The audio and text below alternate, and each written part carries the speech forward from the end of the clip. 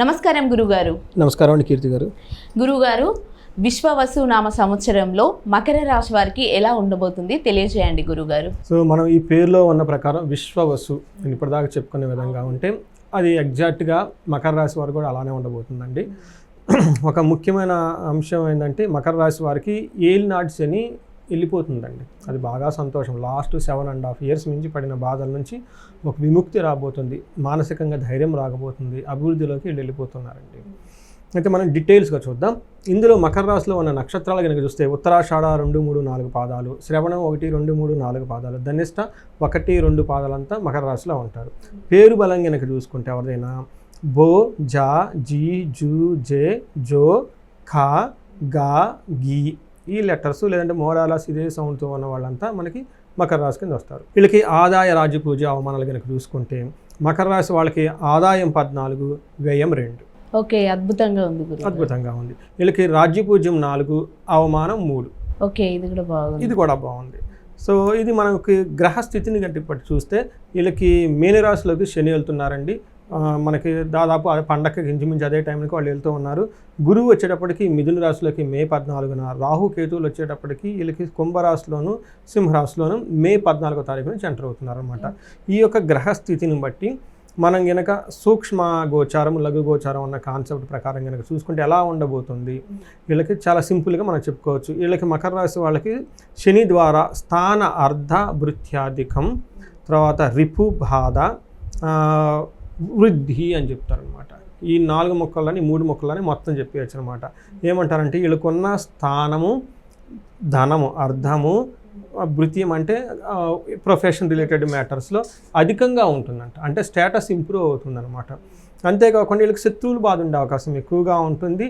వృద్ధి అవకాశం, గ్రోత్ కూడా ఉండే అవకాశం ఎక్కువగా ఉంటుంది. ఇది మనకి అయితే కేతు వల్ల పీడనం, ఏదో విధంగా పీడించబడే అవకాశం ఎక్కువగా ఉంటుంది. పర్టికులర్గా శారీరానికి సంబంధించి అన్ఎక్స్పెక్టెడ్గా ఉండే అవకాశం, కొన్ని విషయాలు కొంచెం క్లారిటీ లేకుండా అవకాశం ఎక్కువగా ఉంటుంది.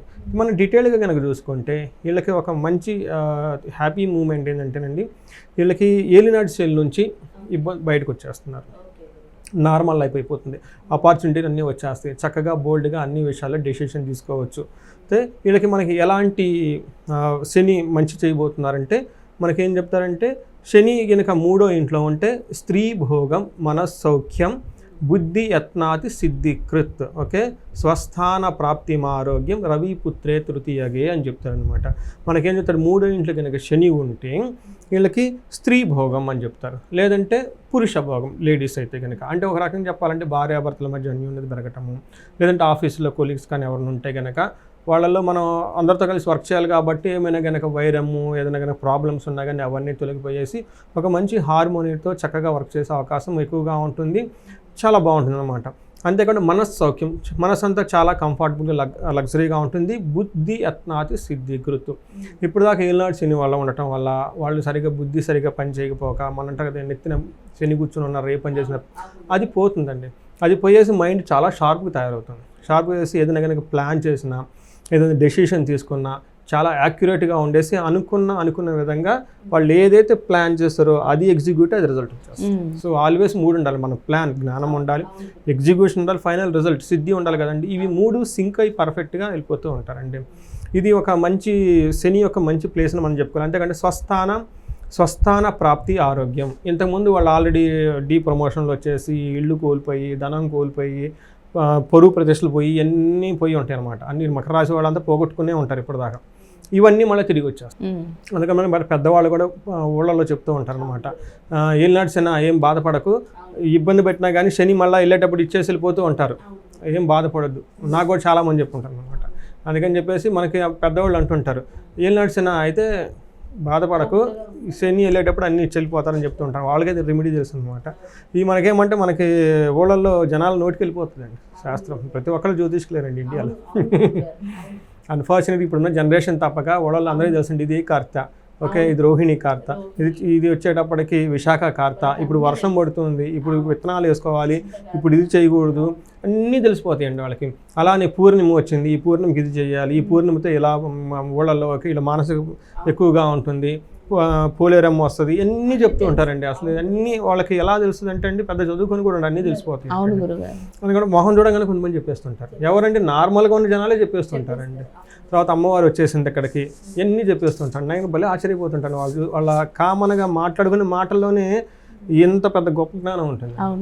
సో వీళ్ళకి ఇవన్నీ తిరిగి వచ్చే అవకాశం ఎక్కువగా ఉంటుంది. వీళ్ళకి 5th హౌస్లో వచ్చేటప్పటికి కొంచెం 5th హౌస్లో దృష్టి ఉండటం వల్ల పిల్లల విషయంలో కొంచెం కేర్ఫుల్గా ఉండటం చాలా అవసరము. తర్వాత దుబారా ఖర్చులు చేసే అవకాశం ఎక్కువగా ఉంది. నేను ఇందాక కూడా చెప్పాను, కొత్తగా రెక్కలు వచ్చినట్లు టకటకట ఎగిరిపోకూడదు, కొంచెం జాగ్రత్తగా ఉండాలి. ఎంత మీకు అనుకూలంగా ఉంది కానీ ఖర్చు విషయంలో చాలా దుబారా ఖర్చు చేసే అవకాశం ఎక్కువగా ఉంది. కాబట్టి ఇప్పటిదాకా ధనానికి చాలా కష్టపడ్డారు మకర రాశి వాళ్ళు. అయితే ఇప్పుడు సడన్గా ఒక ఫ్లష్గా ధన ప్రవాహం రాబోతుంది. కాబట్టి ఇప్పుడు కూడా అంతే డిసిప్లైన్గా ఉండి ధనం దాచుకోవటం, అతిగా ఖర్చు చేయటం అనేది ఎంత మాత్రం ఎవరికీ నచ్చదండి. ధనం చక్కగా దాచుకొని అది ఏమంటే భార్యకి, తర్వాత బిడ్డలకి, సమాజంలోకి మంచి మంచి పనులకైతే వాడుకోవచ్చు, అనవసరమైన ఖర్చు చేయకుండా. వీళ్ళకి 6వ ఇంట్లో కనుక గురువు ఉండటం వల్ల ఏమవుతుందంటేనండి, ఇది వీళ్ళకి మిక్స్డ్ రిజల్ట్ అని చెప్పుకోవాలన్నమాట. అయితే ఎలాంటి ప్రాబ్లమ్స్, ధారాపుత్ర విరోధచ్చ స్వజనహే కలహ స్తదా చోరాగ్ని నృపభీతిచ్చ షష్టమస్తే భవేద్ గురు. 6వ ఇంట్లో కనుక గురువు ఉండటం వల్ల భార్యతోటి, పుత్రులతోటి గొడవలు వచ్చే అవకాశం ఎక్కువగా ఉంటుంది. స్వజన కలహం, వాళ్ళ ఇంట్లో వాళ్ళతో వీళ్ళతో గొడవలు పడే అవకాశం ఎక్కువగా ఉంటుంది. అంతేకాకుండా చోర అగ్ని నృపభీతిచ్చ, ఈ టైంలో కొంచెం గవర్నమెంట్ అఫీషియల్స్ కానివ్వండి, హైఫై అఫీషియల్స్ దగ్గర నుంచి దొంగలు పడే అవకాశం ఎక్కువగా ఉంటుంది. తర్వాత అగ్ని ప్రమాదాలు జరిగే అవకాశం కూడా ఎక్కువగా ఉంటుంది. వీళ్ళు సరౌండింగ్ ఉన్న ప్రదేశంలో ఈ విషయంలో కొంచెం చాలా జాగ్రత్తగా ఉండడం అంత అవసరం. అయితే మనీ విషయంలో చాలా బాగుంటుంది. ఫుడ్, లగ్జరీ, కంఫర్ట్ అంతా చాలా బాగుంటుంది. 10th హౌస్లో కనుక ప్రొఫెషనల్ ఉండటం అవుతూ కొన్నిసార్లు వీళ్ళకి ఉన్న పొజిషన్లో ఇబ్బంది పడే అవకాశం ఎక్కువగా ఉంది. స్టేటస్ కో అంటారు అనమాట. గురువు వల్ల వాళ్ళకి గురువుకి సంబంధించిన విషయాల్లో వాళ్ళకి ప్రొఫెషనల్ ఇబ్బందులు వచ్చే అవకాశం కూడా ఎక్కువగా ఉంటాయి అన్నమాట. అయితే వీళ్ళకి అగైన్ మళ్ళీ రాహు 2nd హౌస్లో ఉండటం వల్ల, 2వ ఇంట్లో ఉండటం వల్ల వీళ్ళకి చాలా గ్రంథాలు డిఫరెంట్గా ఉన్నాయి. బట్ ఓవరాల్గా చాలా బాగుంటుంది. ఏ విధంగా బాగుంటుందంటే సౌభాగ్యం, ఆరోగ్యం, అర్ధలాభం, యశత్కరం, వాక్ పౌరుషం, వినోదం చ ధనస్థానగే ఫణి అని చెప్తారు అనమాట. అంటే రాహు గనక 2nd హౌస్లో ఉంటే సౌభాగ్యం, చక్కగా ప్రాస్పరిటీ ఉంటుంది, ఆరోగ్యం ఉంటుంది, అర్ధలాభం ఉంటుంది, యశత్కరం అని చెప్తారనమాట.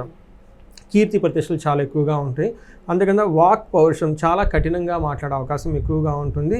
సంతోషంగాను ఆనందకరంగా ఉంటారు. సో ఈ ప్రకారంగా మనం చూసుకుంటే ఒక గురువు వీళ్ళకి ఇబ్బంది పెడుతున్నారు కాబట్టి మిగతా గ్రహాలన్నీ చాలా బాగున్నాయి. గురువు కూడాను మిక్స్డ్ రిజల్ట్, వాళ్ళకు కూడాను మిశ్రమ ఫలితాలు ఇస్తూ ఉన్నారని చెప్పుకోవాలన్నమాట. సో ఈ ప్రకారంగా మనం గ్రహాలు చూసుకుంటే మకర రాశి వాళ్ళకి చాలా బాగుంది ఇంతకుముందు పోలిసిన లైఫ్తో. కాబట్టి పోలిస్తే శని కానివ్వండి, రాహు కానివ్వండి, మిగతా గ్రహాలన్నీ అనుకూలంగా ఉన్నాయి. ఒక గురువు తప్పక కొంచెం జాగ్రత్తగా ఉంటే సరిపోతుందండి. గురుగారు, నక్షత్రాల పరంగా ఎలా ఉండబోతుంది మకర రాశి వారికి? మకర రాశికి మనం చూసుకుంటే ఉత్తరాషాఢ నక్షత్రం వాళ్ళకి సంతోషంగా ఉంటారు. తర్వాత రాజ్యపూజ్యం ఉంటుంది. హెల్త్ విషయంలో కొంచెం జాగ్రత్తగా ఉండడం చాలా అవసరం, కేతు ఉండటం వల్ల. అదే మనకి శని వల్ల వీళ్ళకి కొంచెము మరణం అలాంటి సిచ్యువేషన్స్కి వచ్చే అవకాశం ఎక్కువగా ఉంది. కాబట్టి కొంచెం జాగ్రత్తగా ఉండాలి. శ్రవణ నక్షత్రం వాళ్ళకి సంతోషంగా ఉంటుంది, రాజ్యలాభం ఉంటుంది. తర్వాత వీళ్ళకి హెల్త్ కాంప్లికేషన్స్ కొంచెం ఎక్కువ అవకాశం ఎక్కువగా ఉంటుంది. వీళ్ళకి భయపడే అవకాశం ఎక్కువగా ఉంటుంది. మరణ తల్యం కూడా ఉండే అవకాశం ఎక్కువగా ఉంటుంది. కొంచెం జాగ్రత్తగా ఉండాలి. తర్వాత ధనిష్ఠ నక్షత్రం వాళ్ళకి సంతోషంగా ఉంటారు. తర్వాత రాజ్యలాభం బాగుంది, ప్రమోషన్స్ వచ్చే అవకాశం ఎక్కువగా ఉంటుంది. ధన నష్టం అయ్యే అవకాశం ఎక్కువగా ఉంది. వీళ్ళకి కూడాను మరణము మార్చి 16th వరకు వీళ్ళు కొంచెం జాగ్రత్తగా ఉండాలి. ఆ తర్వాత వీళ్ళకి జూన్ నుంచి ఎండ్ వరకు కొంచెం దేహ పీడనం అంటే ఫిజికల్గా కొంచెం ఇబ్బందులు వచ్చే అవకాశం ఎక్కువగా ఉంటుంది. గురుగారు, మకర రాశి వారు చేయాల్సిన పరిహారాలు తెలియజేయండి గురుగారు. వీళ్ళకి 2 గ్రహాలకు సంబంధించి పరిహారాలు చేసుకోవాలండి. ఒకటి గురువుకి సంబంధించి. గురువుకు నేను ఎక్కువగా చెప్పేది, నేను అడిగిన వాళ్ళకి సలహా రెమెడీస్ ఇచ్చిన తర్వాత చాలా బాగా వాళ్ళకి వృద్ధి వచ్చిందండి. ఫస్ట్ నేను చెప్పేది కోటప్పకొండ, ఓకే, దక్షిణామూర్తిని విజిట్ చేయమని చెప్తాను. అక్కడ బృహస్పతికి హోమం చేస్తూ ఉంటారు ఎవ్రీ గురువారం, అదొకటి చేయించుకోవాలి. తర్వాత వీళ్ళకి గురువుకి సంబంధించిన జ్ఞానాన్ని అంటే ఆధ్యాత్మిక సంబంధించిన పుస్తకాలు ఎక్కువగా చదువుతూ ఉంటే బాగా కలిసి వస్తుంది.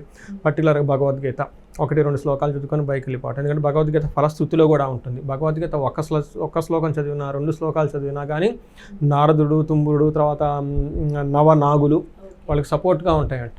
వాళ్ళు ఏదైనా ఇబ్బందులు పడిపోతుంటే వీళ్ళు వచ్చి హెల్ప్ చేస్తారు. అందుకని అట్లా లేదంటే మహాయోగ వశిష్టం అని కొన్ని యాన్షియంట్ స్క్రిప్చర్స్ ఉంటాయి.